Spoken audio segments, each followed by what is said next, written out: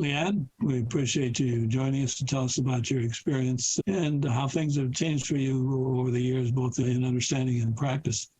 Can you describe the professional pathway that brought you to where you are today? Yeah, thanks, Raleigh. Good to be here. I have a degree in sociology from OSU and a master's in social work from Portland State University in 2005.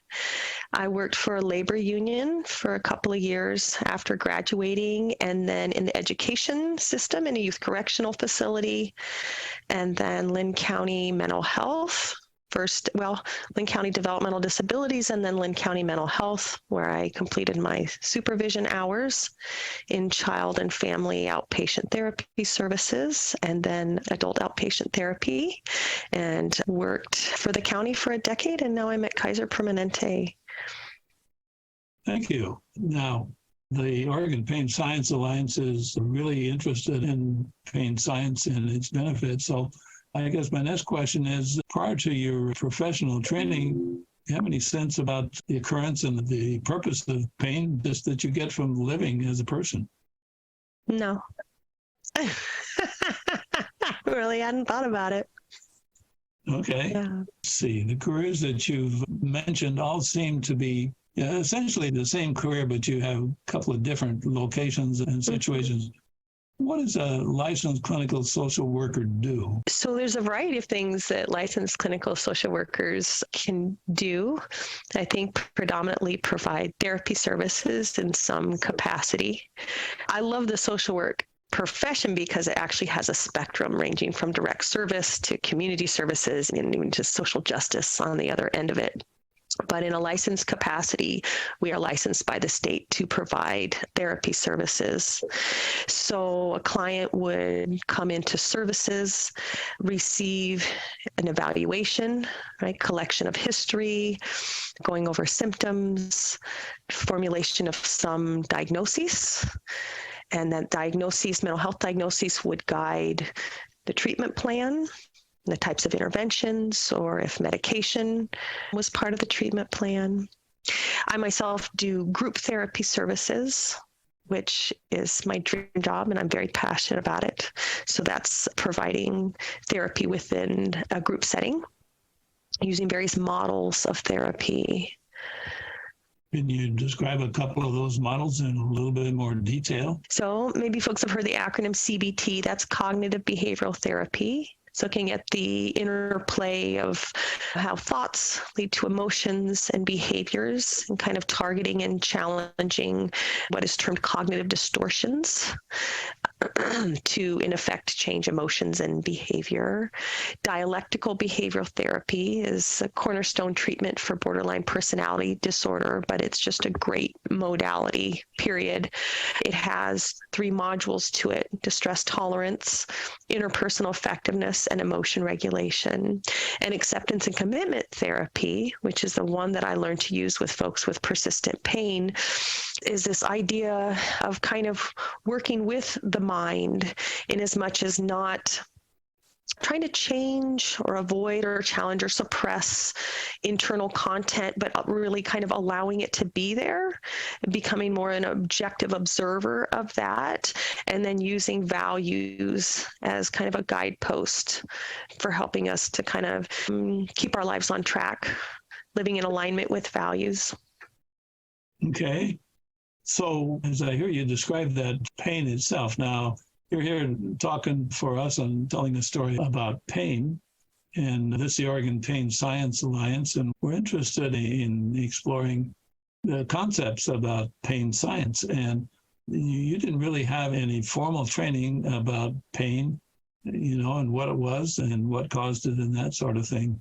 It sounds like to me. Is that reasonable? That's accurate. Mm-hmm. Okay. Well, there's an interesting story associated with the origin of the Oregon Pain Science Alliance. You got connected with Dr. Kevin Cuccaro and Dr. Sharna Prasad. They're both of Corvallis. He's a certified pain specialist, and she's a physical therapist. And you got connected with him and went to a conference with what we consider to be the world's guru in pain science. That's Norma Mosley in Australia, but he was in Seattle in about 2016. Tell us that story. So, yeah. So I met Kevin at a Samaritan meeting. Samaritan means Samaritan Health Services, the local hospital name here in Corvallis. Correct. So I'm going to back up just a tad. When I came onto the adult outpatient team in 2014, I asked them where they needed, what area they needed groups, and I was told chronic pain. So I got a workbook, an acceptance and commitment therapy workbook. It's called Living Beyond Your Pain. And I innovated a curriculum just kind of following the sequence of concepts, the sequence of ACT concepts from that book. And I started providing this service. And then I was invited to come to this meeting because I started to provide this service to community members outside of Lynn County Mental Health, including Samaritan patients. And so I came to this meeting, and I must have talked about my group. My guess is Kevin asked a lot of questions about it. And if my memory serves right, he caught me afterwards, and he was really intrigued about the thought and emotional contributors, right, aspects of the pain experience. But I don't think he said this at our first meeting, but when he followed up with an email, just very gently, just said, your science is off. Would you like to learn the science? And I said, hell yeah. I mean, the last thing I want to do is put inaccurate information out into my community. So yes, absolutely.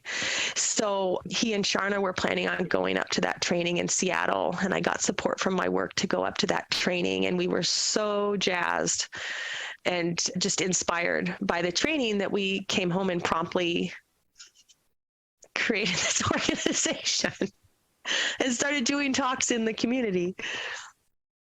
Yeah, that's why Oregon Pain Science Alliance had its origin, that trip, the three of you up to Seattle and back. Can you describe the curriculum that you were using, the acceptance and commitment therapy for persistent pain, and why you wanted to change it and how you changed it? Show us a little bit about what do you typically do with a client? And as you show us, you can tell us what you do now that's different from what you did in the past. Okay. So ACT is really right on in a lot of ways when it comes to persistent pain. It was basically the acceptance piece. And in the traditional model, it was accept pain because there's nothing we can do about it, right? And pivot and live this values-driven life with it. So that was kind of the catching point that Kevin saw. And so when I started learning the science, I even just kind of changed the acronym. I changed what acceptance meant, but was still able to use the model in large part. But we know we can change pain, right? We know that it's changeable. So that kind of shifted how I used the model. And I also just inserted a lot of education. I quickly learned that I needed to kind of come in a side door around the education, because if I just excitedly vomited pain science, I would get a lot of resistance. So I often would just start talking about stress, right? As something that's very familiar, something that everybody can relate to, and then to kind of work my way to pain and persistent pain. And then I created kind of a by the numbers of what we can do to change it. So I told Raleigh I had this PowerPoint that I created some time ago. So I'll pull it up and walk through it here. So I changed the acronym a little bit. Awareness, acceptance, choice, and transformation. So I said awareness is mindfulness, and really actually kind of starts out with Kristen Neff's self-compassion formula, just bringing into my awareness the experience of pain. I'm assuming folks who have seen these videos previously are familiar now with the pain triangle, right? I notice I'm having these sensations. I notice these memories are surfacing. I notice I'm having the expectation of, and the I notice is there purposefully. Help us to take a step back, be more of an objective observer, watching the kind of terminology we're using to describe the sensations. So just acknowledging the experience in the moment. And then exploring, okay, so what is my brain trying to protect me from? And to make sense of that, I'm going to share something different here. We go to the pain triangle. This has been a really, really effective tool in therapy for persistent pain and emotional pain. And within, the first 15 minutes of having a new client, I can use this tool and help to make a lot of sense of current behavior and kind of what's behind that, right? So we say we have an event and it activates sensations in the body, which is now information, okay? Location and characteristics. And again, neutral language. The brain is constantly evaluating safety or threat, and even the very language that we use to describe sensation, the brain can see that as threatening. And then I say, all right, so our brains are trapped in this black box of our skull. It can only go within itself to make meaning of this sensation in context. Where's the only place that it can go? Which is memory, right? Have I felt this way before? And what happened last time? And really digging back to the very first times that a client recalls having this sensation in some kind of similar context. And typically that's where we're touching on early life trauma. And then our brain, these meaning-making machines, right, you're going to assign meaning to it and then create a prediction for the future, understanding that our brains operate predictively, not just reactively. And a great way to understand what a client's prediction is, and I can't remember if I got this question from Sharna or Dr. Godick, but what are you afraid of?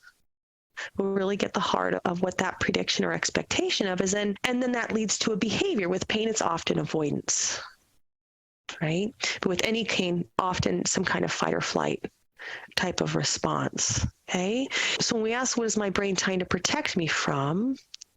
We can investigate using the pain triangle, right? And then here's my altered definition of acceptance. I accept that this is my experience in this moment. Not accept pain because there's nothing I can do about it. I'm just accepting that this is my experience in this moment. And I recommend that folks be willing to give themselves some self-compassion around that, because it's not easy. This is also Krista Neff, right? Being mindful of my experience in this moment, that this may be suffering in this moment, and can I just be kind to myself, okay? Instead of in resistance, self-criticism. So then, with acceptance and awareness, now is choice. Freedom and power to choose the response, because the reality is this meaning and prediction that our brains are doing, those are choices. We can choose what the past means to us. We can make empowered meaning of a traumatic past, or we can be victim to it, right? And we can certainly decide what we predict our futures to be, right? Has Mo told her story? So Mo tells a story. I know she'll be comfortable with me sharing this because it's part of her story, but she created a prediction. A lot of what was most convincing to me about the science is when our community members started transforming their own pain with it. And that was more convincing to me than anything. I was a skeptic all the while. I studied every weekend for a year, but I didn't stop. But it was really what I learned from you all that was most convincing. She had this prediction that her end of life would resemble her mother's, and that played a huge role in her pain experience. And then, let's see.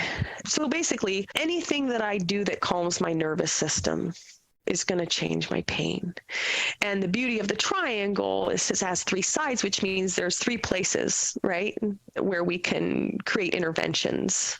And that the more we run a new road in our brain, the more that becomes the road most traveled. So what I really love most about pain science is it's so empowering, and it's reliant upon active strategies, effort-based strategies, right? And the understanding that change happens in our brains. We have the capacity to change our own brains.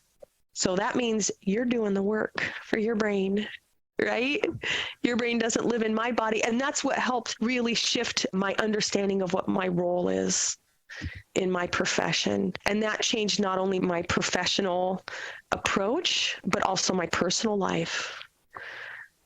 This work felt different overall. Your concepts about pain were really not explicit prior to this involvement with Kevin and Sharna. Mm-hmm. What would you say were the concepts that you got from pain science that you didn't have before? Well, understanding that pain is about protection. Pain is an output of the brain, and the three contributing factors to pain. And that pain is not necessarily correlated with tissue damage, and tissue damage is not necessarily correlated with pain. But there's so many concepts surrounding that are so applicable to everybody that we work with. Right? Just the whole idea of the active strategies and operating in a biopsychosocial model, right? Movement, mindfulness, healthy eating, right? It's about a lifestyle of wellness. What do you think is the most difficult concept your clients have in making progress in getting a grasp of this new perspective about pain and how to get past it? Probably a lot of people get stuck on the tissue damage aspect, but also I think people get stuck on moving away from passive treatments, right? It's really cultivated in our society. We should go to healthcare and someone should fix us, right? And this should happen quickly. I was talking to Kevin one time. He said, you know what patient means in Latin? It means one who suffers. And I'm not my own patient. So I go to you, I'm your patient, stop my suffering, right? Yeah. So that's a big one too, getting people to engage, or it could be getting people to move who have pain, who understandably have fear around that, but there's strategies for that too. Well, your response there reflects the title that you put on your talk, from fixer to facilitator. Yeah. That's kind of a description of how understanding the recent insights about pain science have changed your practice. Yeah. You know, to facilitate, it literally is defined as like to make easier or something. It's like, may I just kind of ease your journey a bit while we're working together? Yeah. But again, it's empowering. It's empowering. Well, very good. Lianne, thank you so much for sharing your time with us and telling us a little bit about your story. I know there's much more that you could say and questions that I could ask. Then perhaps there are some questions from some of the people in our audience. So we appreciate you coming today. Thanks. And we'll see what we can learn in the next part with your questions. Thank you.